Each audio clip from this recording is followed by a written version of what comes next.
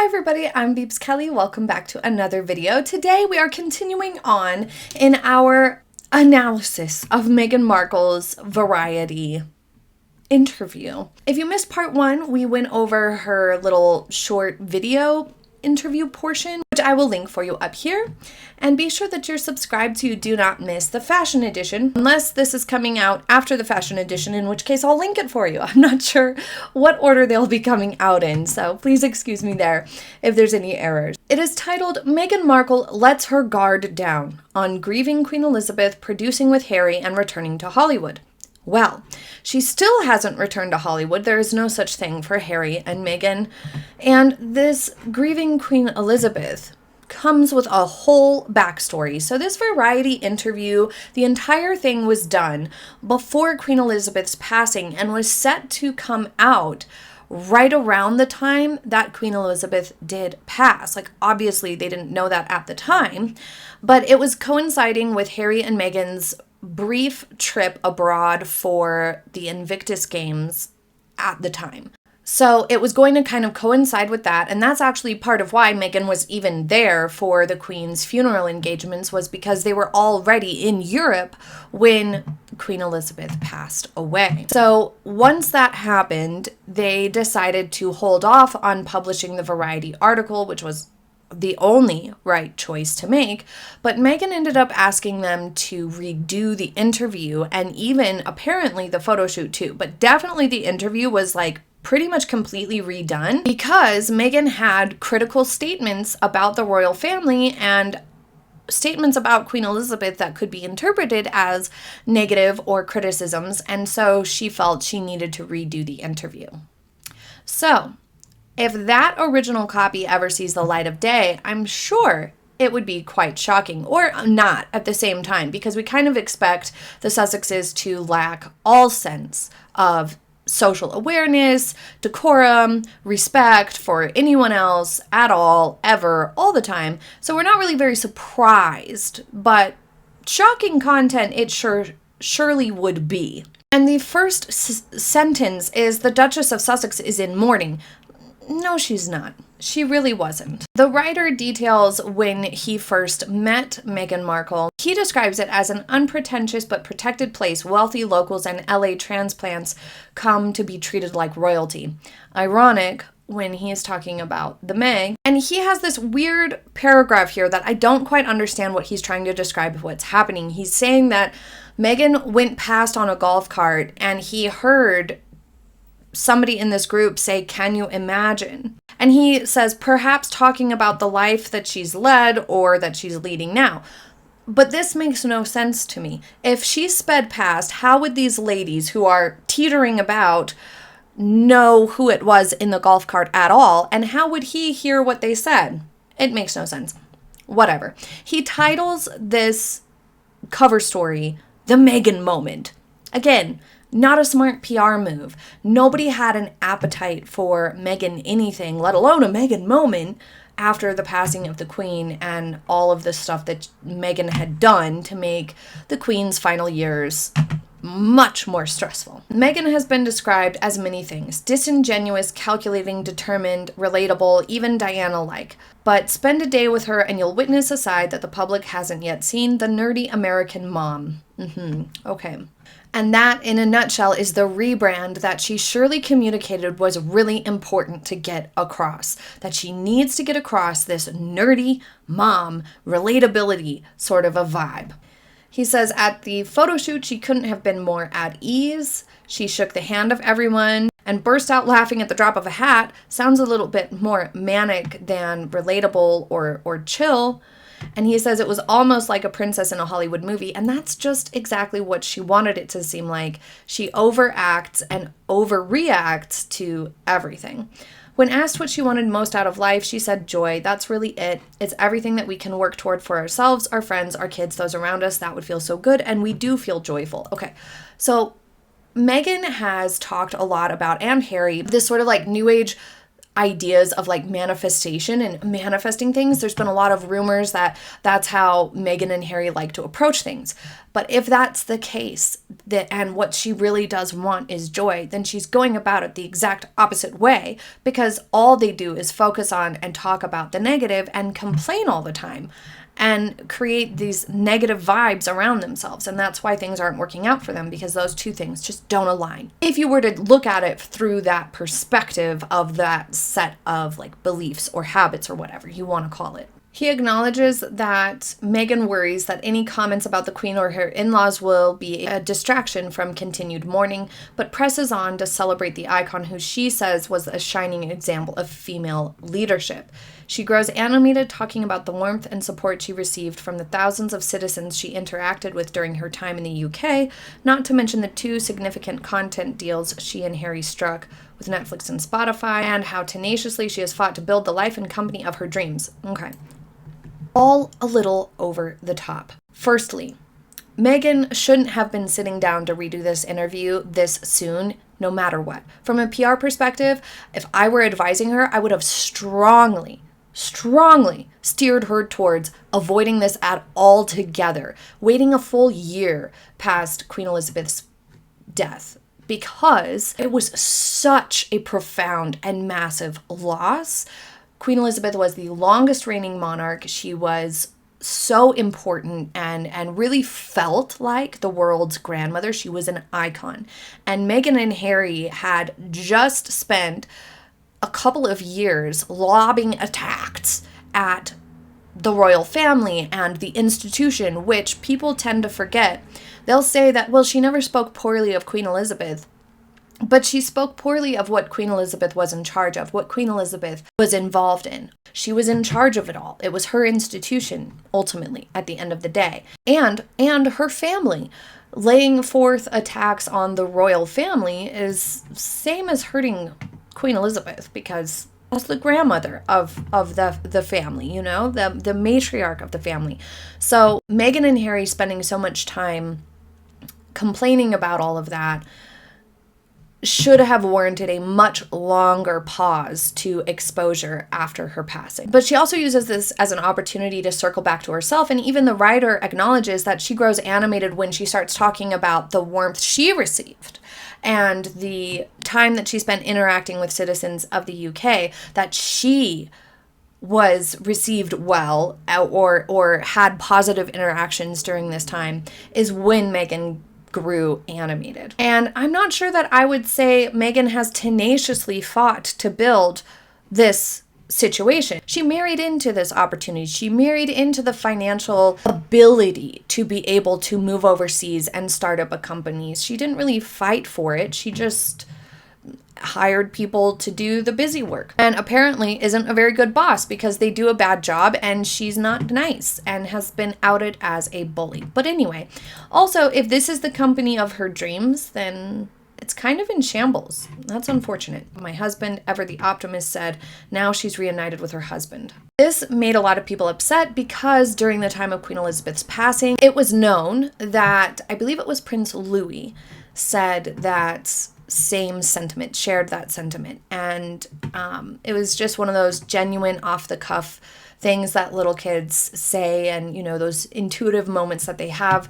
And Meghan basically tried to take this as something that Harry said, which was poor taste and kind of upset a lot of people. Just this and the following questions about the loss of Queen Elizabeth and whatnot is really, really gross, having Meghan be the one to give an interview about this right now at this particular time. So this was in October when this came out. Whenever she sat down to redo the interview was between Queen Elizabeth's passing and about a month later in October when this was published. So there wasn't a whole lot of time there.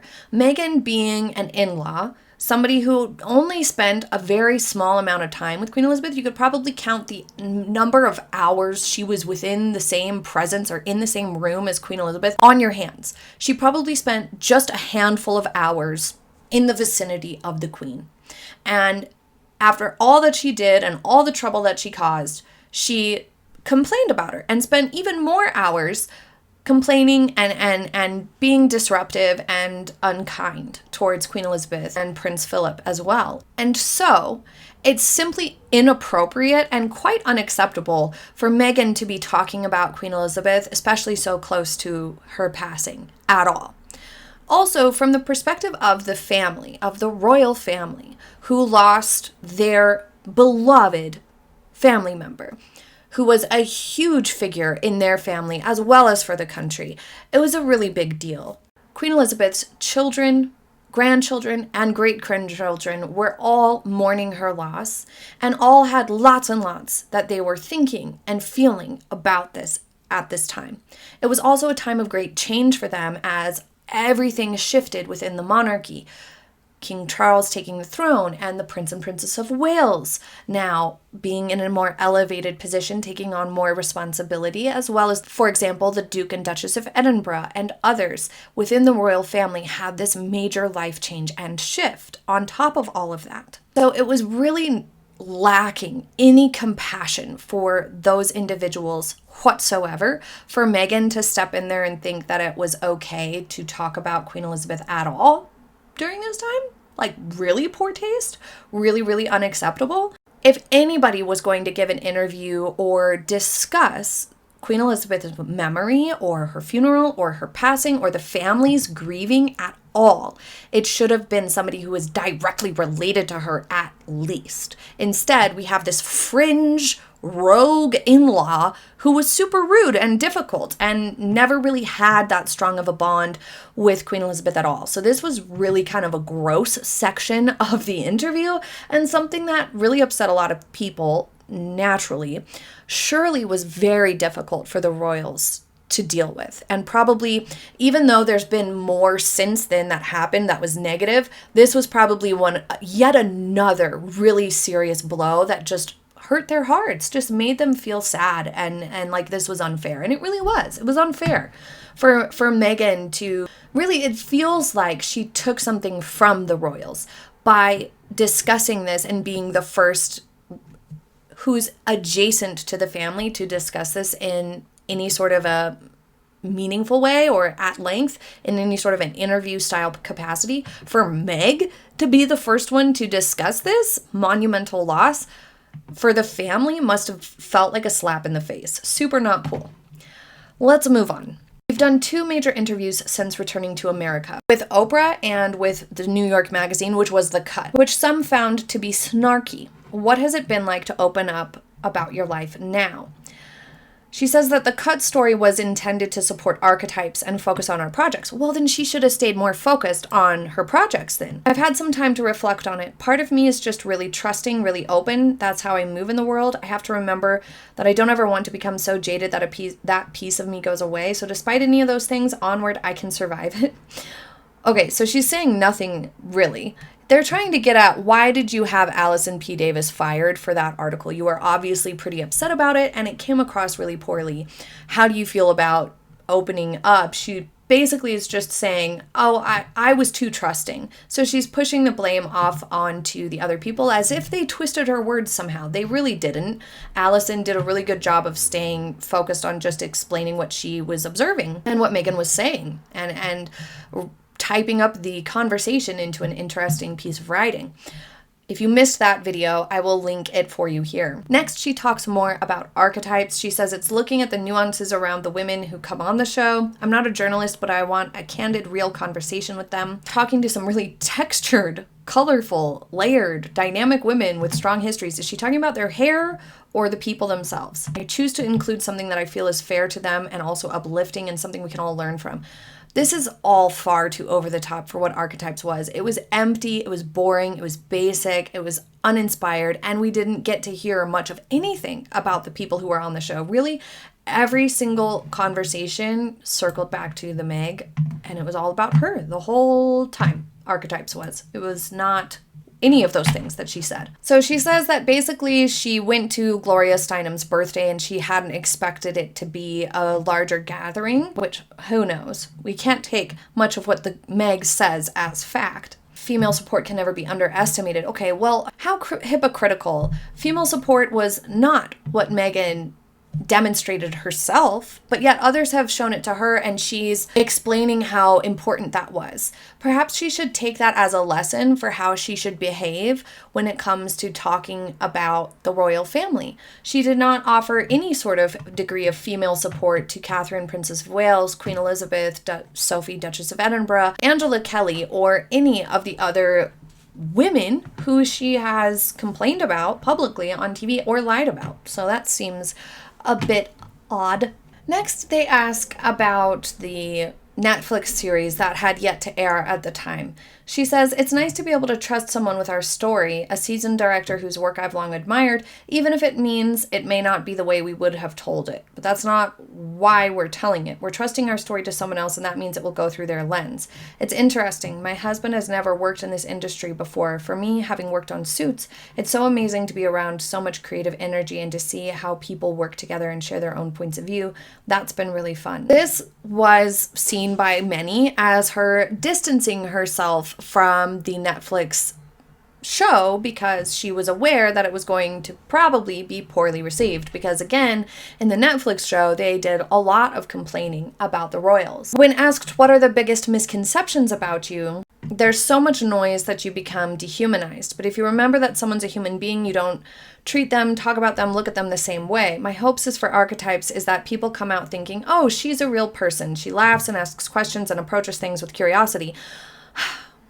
So she admits that she did Archetypes to change the way people view her. And that's why every single one of the labels and every single one of the conversations she directed back onto herself. When asked what the most challenging interview was, she said it was Paris Hilton. She says, "I don't like to come from a place of judgment, but I also didn't grow up pretty," which seems like a really weird thing to say. Instead of saying, "I was impressed with Paris Hilton," or keeping the focus on Paris Hilton and what was challenging about it. Instead, basically the challenge was that Meg was being judgmental towards her and didn't grow up pretty, so felt like it was justified to be judgmental toward Paris Hilton. I don't understand. That came off really catty. How strange. You didn't grow up pretty? And she says, "I grew up as the smart one."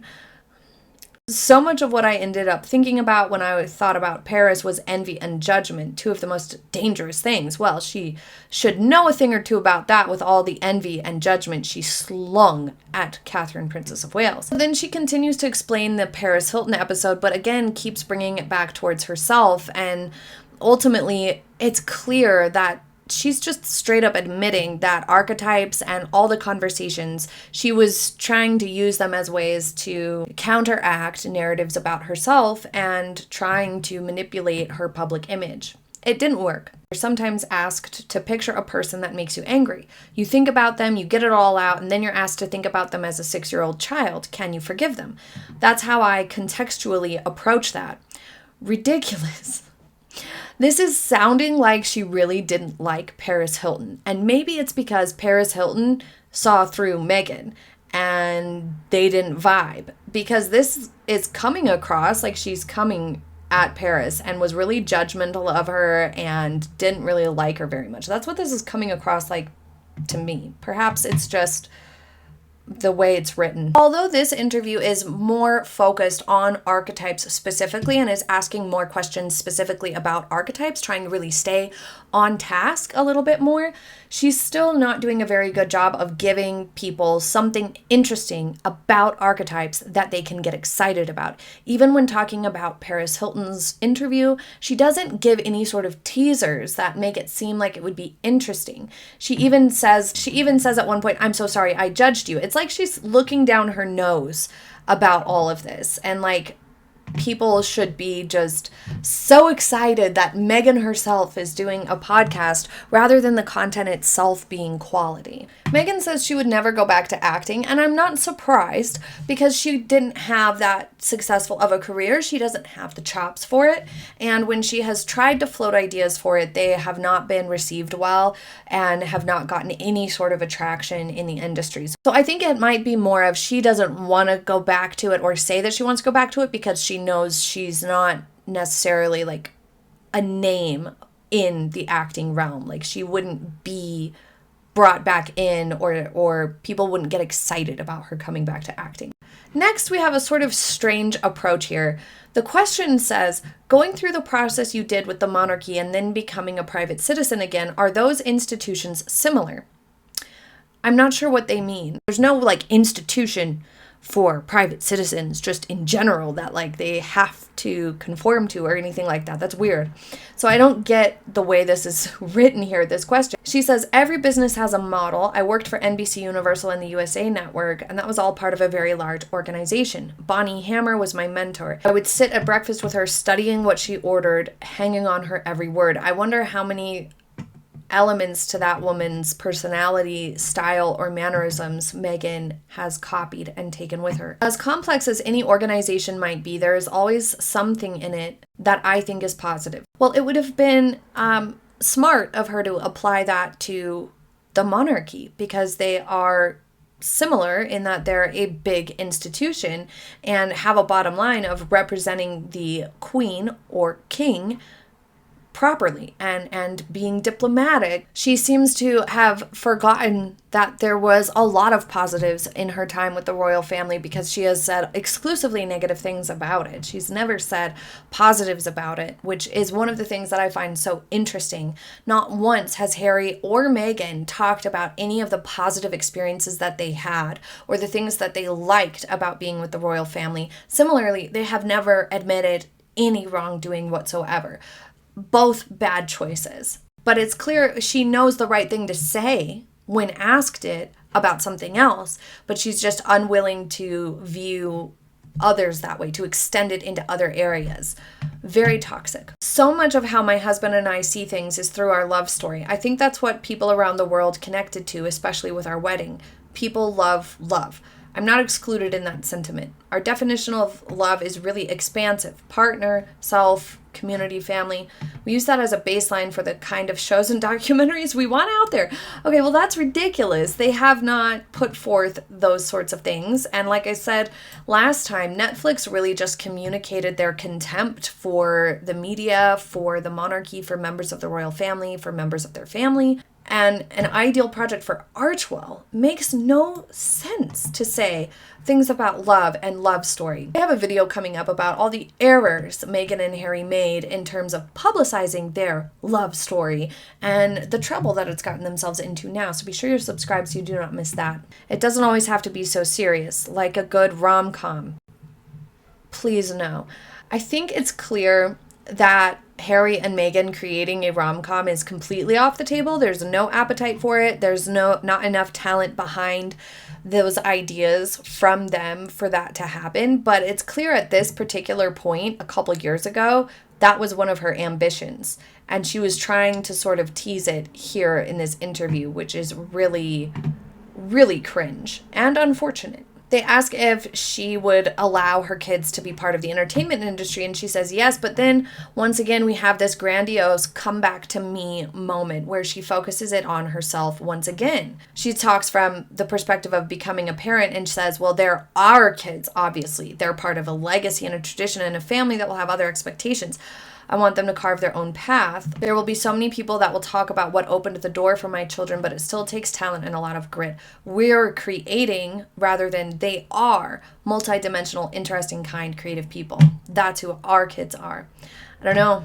It is kind of that tendency that's a little bit nuanced at times where once or twice something like this happening where somebody frames everything through the perspective of I, me, we, us. When somebody frames their answers through that perspective all the time, it's a pattern of constantly viewing everything that way and constantly bringing everything back to themselves. But when it happens just a couple of times, it's not a big deal. I'm not sure what you think at this point, if this is adding up to that pattern of more narcissistic patterns of speech and answering things, or if you think that this is still sort of in that context of or realm of what's normal and acceptable or not. What piece of advice would you give an actor 100 years from now who's cast as Meghan? I hope that in preparing for that role, she finds the softness and playfulness and the laughter, the silliness. I just hope she finds the dimensions. Also, she can call me. So she's going to be around in 100 years?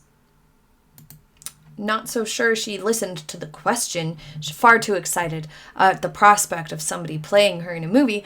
But how would someone find softness, playfulness, laughter, or silliness with the image that Meghan has created and the things that she communicates to the world? She communicates severity, seriousness, over-dramatic fakeness, insincerity. She communicates lots and lots of negative things. She doesn't communicate playfulness, laughter, softness, or silliness at all. Meghan apparently went back to Immaculate Heart, one of the schools that she attended as a child, and she has this really cringe reference to a quote that she put in the yearbook. This just came across really cringe. I think this should have been edited out, or she should have edited herself, had a little self-control, and not put this in there. Again, he asked, you just went back to your high school. Tell me about that. What were you doing there? Why'd you do that? And she says she surprised a few people and was proud of them, but then she talks about herself. She talks about her yearbook quote. How important is it to you to be understood by other people? That's a great question. No one has ever asked me that. I can only speak for myself. That's what he asked you to do. Once again, she doesn't really answer the question, but she could have said anything.